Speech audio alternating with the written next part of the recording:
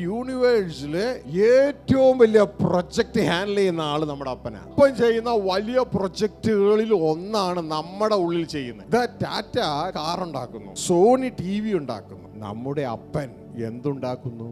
ദൈവപുത്രന്മാരെ ഉണ്ടാക്കുന്നു. ഈ ഒരു തിരിച്ചറിവ് വേണം. എന്നിട്ട് മനസ്സിലാകണം, ഞാനാണ് അതിന്റെ റോ മെറ്റീരിയൽ.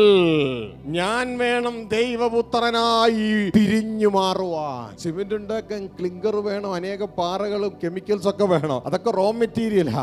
അതെല്ലാം കൂടി ചേർന്ന് അവസാനം സിമെന്റായി മാറണം.